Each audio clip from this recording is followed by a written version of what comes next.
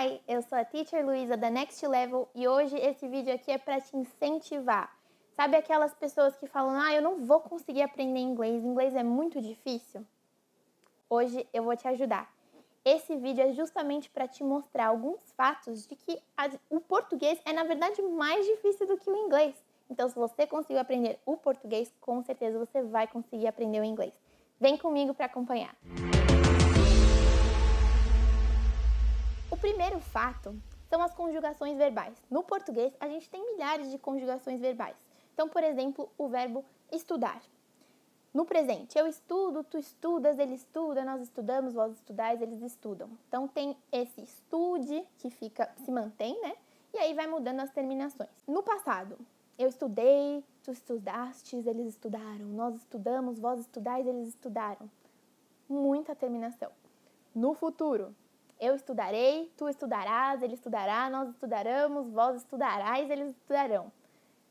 É muito difícil, a gente não lembrava, eu lembro do meu sufoco quando eu estava aprendendo isso em português. No inglês é muito mais simples. Por quê? To study, estudar.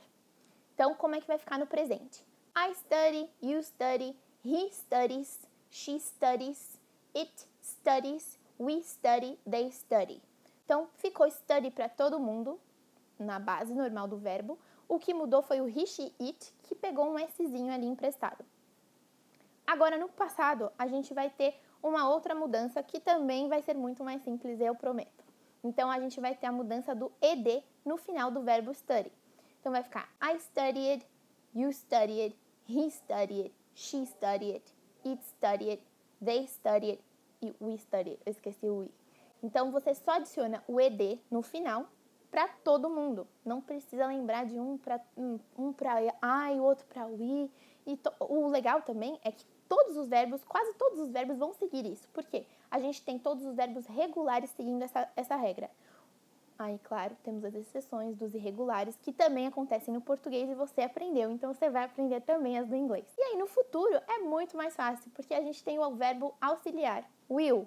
Então, o que acontece? Para você falar do futuro, é só você colocar o will na frente.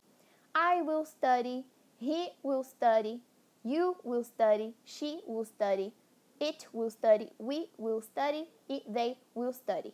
É muito mais fácil do que decorar todas aquelas terminações. O segundo fato são os gêneros. No português, nós temos o gênero masculino e o gênero feminino para falar sobre coisas também. Ou então, por exemplo, você já viu o gringo se embananando nos artigos definidos ou indefinidos, que são a, o, as, os e um e uma? Ele fala assim, aqui está um banana. A gente sabe, pra gente é muito lógico, pra gente é muito instintivo, mas pra eles não é, porque eles não têm isso. E graças a Deus é muito mais fácil. Então, para substituir os artigos definidos, que são o, a, os, as, nós temos um só, o the. E para substituir os artigos indefinidos, um e uma, nós temos o a e o an. E aí essa diferençazinha entre um e outro é muito simples. Quando que eu uso o a e quando que eu uso o an?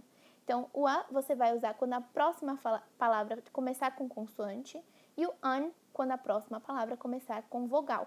Um exemplo, a banana, an apple. Então, esse N aí deixa ficar um pouco mais fluido. Então, an apple, em vez de a apple. E é só essa diferença, graças a Deus. O terceiro ponto é, não tem acento na língua inglesa. Algumas palavras eu já vi com acento, por exemplo, resume, que é currículo. Então, essa palavra é uma palavra estrangeira. Quando é palavra estrangeira, eles acabam pegando também o acento. Mas as palavras inglesas não têm acento. Então, glórias, a gente já pode esquecer, porque eu, por exemplo, desde que mudou a regra, eu fico perdida. Ideia não tem mais acento.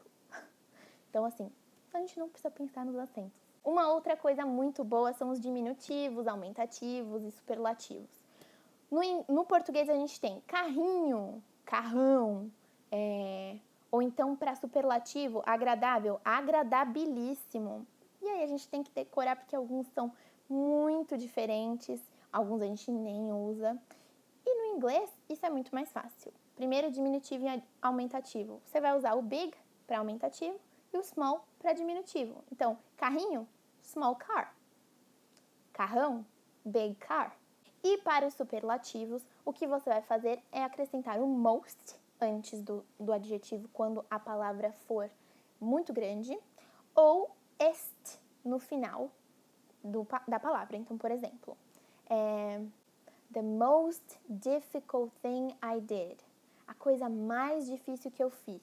Que aí a gente usaria o dificílimo, né? E para palavras mais curtinhas, por exemplo, easy, ficaria o easiest, com o est no final. The easiest thing I did. A coisa mais fácil que eu fiz. Então, a gente usaria o facílimo. E no inglês não tem tudo isso, é só o est ou o most. Você percebe isso pelo tamanho da palavra. E por último, uma bônus que já aconteceu com você tá na escola, a professora fala, cada um vai ler uma linha. Aí você tá lá lendo a sua linha e de repente você notou que era uma pergunta. E aí você faz a entonação da pergunta só naquela última palavra. Só para a professora não ficar tipo, você fez a entonação errada. Então o que acontece?